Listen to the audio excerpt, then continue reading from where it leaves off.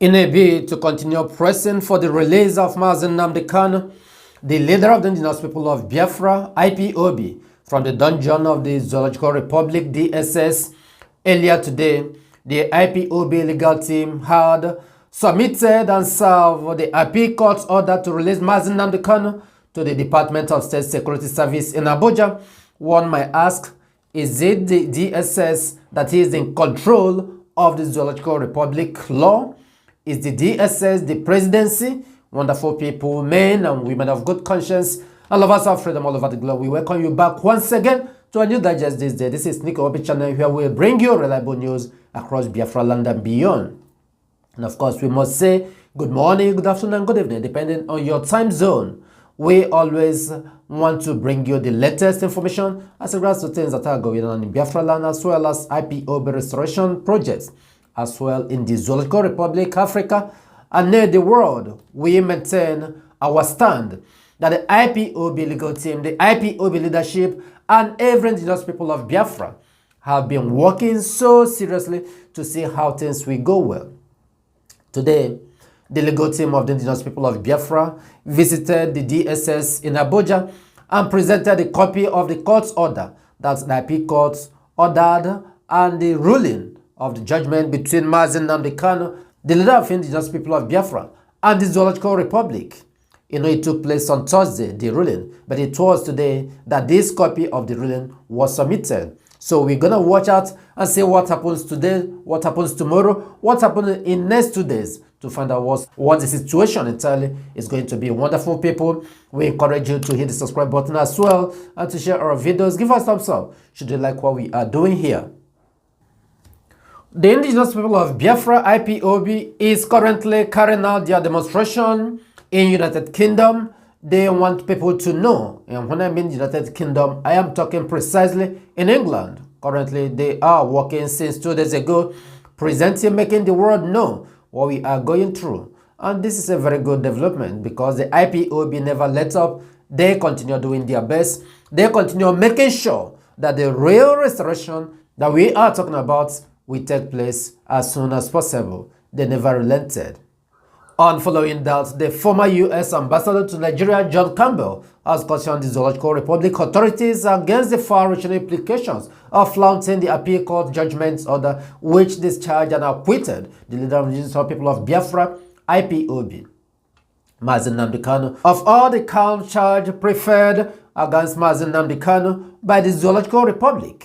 Campbell, in a tweet, noted that Nigeria misfired by embarking on the extraordinary rendition of Mazen Nnamdi Kanu from Kenya last year. He has cautioned them that the country cannot afford any more mishandling of the matter, that the best thing that will happen to them is to release Mazen Nnamdi Kanu with immediate effect. According to the former U.S. envoy, the safety and the security of nations depend largely on the outcome of our great leader Mazen Nnamdi Kanu's matter. That is what Campbell just stated. Of course, Mazen Nnamdi Kanu's special counsel, Barrister Lawyer Ejimako, while recalling the Campbell's tweet, said in a statement that Nigeria's disobedience of a 2018 decision of a continental tribunal on Mazen Nnamdi Kanu was the first mishandling, and that is the situation. Nigeria might not come out of it. This is the issue. This is what is going on. And in order to strengthen matters, to make sure that each and everyone in Biafra land, as regard to some other people that it has affected, the IPOB legal team had convened a particular conference today in Abuja in order to discuss about the over 200 IPOB as well as Biafra that the Zoological Republic government has kidnapped. They are in the dungeon, and some subsequent disappearance of Biafrans. This conference today will go a long way to address the world for them to know what is going on. Barrister Nemeke Jofo is currently handling this issue. Take a look. My name is Nemeke Jofo.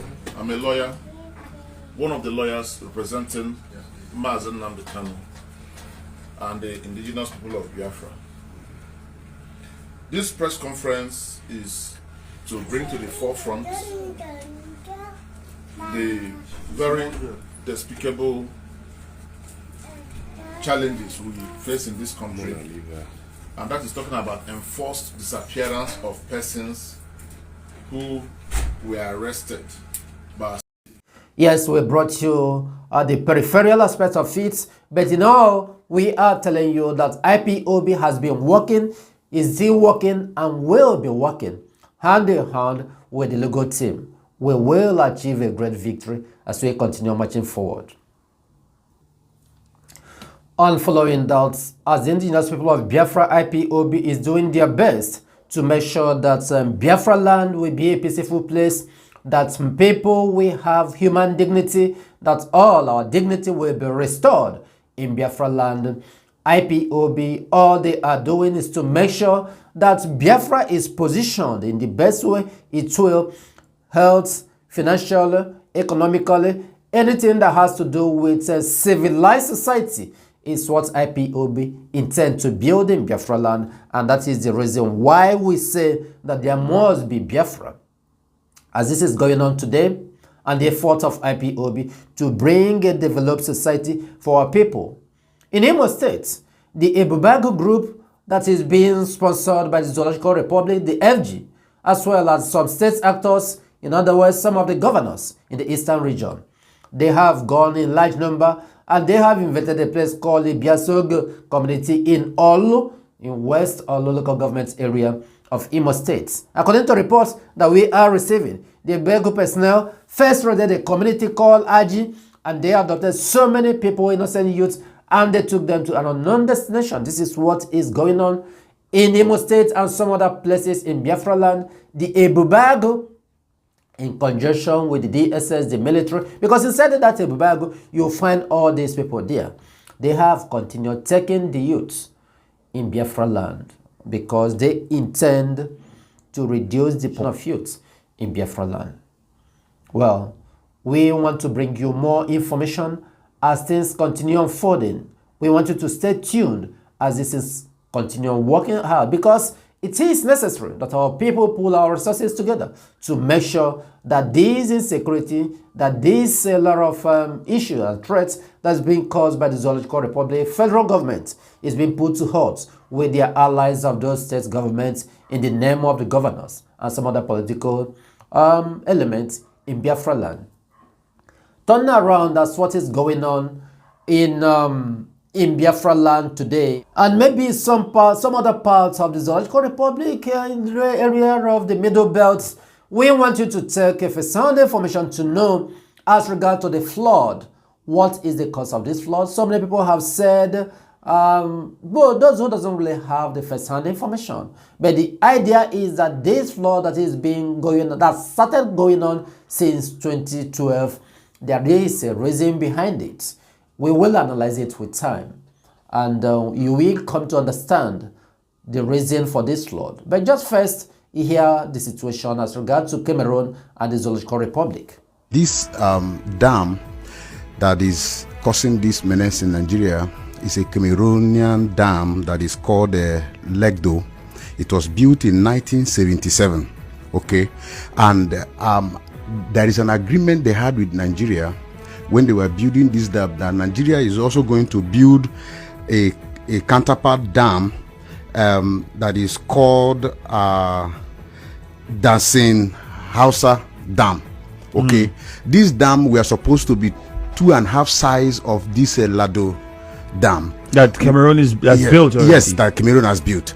Now, this dam that was supposed to be built by Nigerian government, we are supposed to be the one and cushioning effect of dam the one that Cameroon has. And now this Cameroonian dam provides irrigation to at least over close to 15,000 irrigation farm, okay?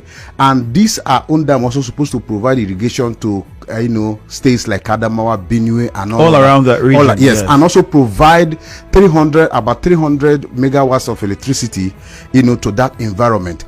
But you see, Nigerian government, being a government that does not care about the life of the citizens, refused to complete this dam, started and abandoned it. And to this effect, our people are being flooded.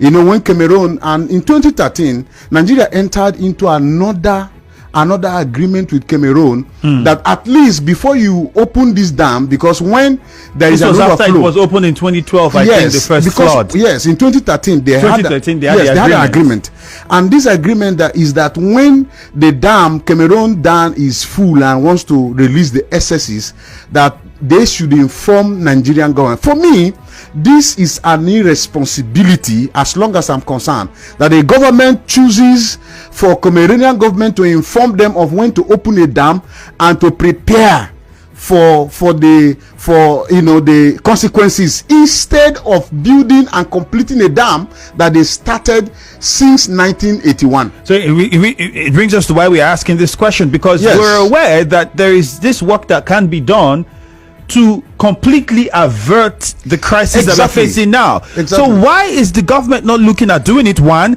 And then the states that are affected, why aren't those state governments also talking about this situation? Because I was also going through the history of this, and I realized that, okay, you can actually take care of this problem and we would not have the situation we're having now in River State, in parts of in Delta State, in Bayelsa State, and many other states. And this will come every 10 years at this magnitude. As we speak, on the East-West Road going to Delta State, people are saying that the waters already are beginning to come take over the roads, and that is also another problem. It might be a repeat of 2012. Well, we hope it doesn't get to that level. Why aren't these state governments affected also pushing to ensure that that contract is revisited and the federal government does what is needed? That's why I said that it is a sheer irresponsibility on the part of those that govern Nigeria, because you can see that it is an aberration that in Nigeria, we prefer doing things that has to do with other citizens, completely outside Nigeria, than taking care of the people that we sworn to the Constitution to protect. Okay, I think that all the states that are involved, the northern states and the southern states, and even in the middle belt, especially the Benue State, now it's taking over. The water is released, it passes through River Benue. Exactly. Okay, so it's a responsibility on the part of government. I am thinking that now government should be talking about how to complete that dam instead of talking about relief material. Did you watch in Anambra State, you see people dying? Did you watch and see in Benue people died? As I speak to you, the entire Edema has been cut off. I can't go to my village. Okay, even the East-West Road is an understatement to say it's about to. A part of East-West Road has already been cut off already. Okay, now if I'm going to my village now, I get to a point, Ikri Road has been cut off.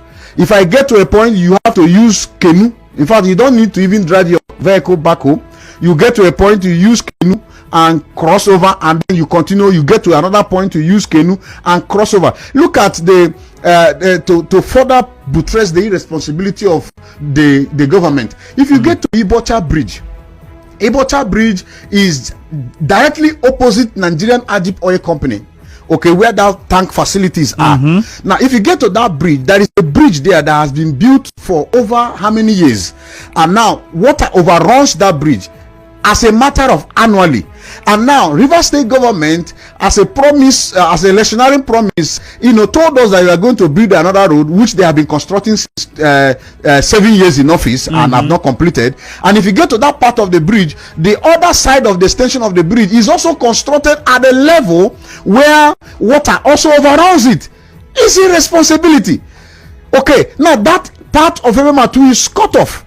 The part of Imo State, you can go through Imo State, is cut off. The part through River State is cut off. And yet, this is a part of River State that produce, like you will say, the golden fish that lay the golden egg. We thank you. The idea is that those who have sworn that they want to take off Biafra land, they want to take over Biafra land, are those who are behind this flooding that is taking place in Biafra land today. You might be wondering, you might ask, Nicky Bobby, why is it that you're saying so? Flooding, you can say it is a natural disaster. But in this case, no, it is not. Why am I saying so? Because from Cameroon, they have their own dam. They opened their own dam. And before then, they have reasoned with Nigeria since how many years ago? That this is what is going to happen. Nigeria refused to do something, and they know that the end point will be in Biafra land. So if that's the case, why since 1985 till 2012 you've not seen that flood? They have used it as a tool to achieve what they want. Or their plan, at a point when they continue flooding Biafra land, they will now start advising the masses to start relocating to the west or to the north. And as such, they will have a full opportunity to take Biafra land because they say it belongs to them. The oil belongs to Jigawa. Oil in Bayelsa belongs to Jigawa. Maybe the oil in Cross River, in River State, belongs to Sokoto. Then the one in Delta belongs to Kano. They have shared it, the resources of Biafra land in Okomakoko. Imagine the same way that the European countries shared Africa. This is what is playing out today. We will continue bringing you more information as things unfold. Be rest assured that this movement continued, and we are expecting a positive turn up tomorrow next. By such saying, Mazi Nnamdi Kanu will be joining us very, very soon. We thank you for listening, and we say that it is in Biafra land. All of us have our citizenship, and until Biafra is fully restored, we will not rest. May you remain safe and blessed wherever you may be.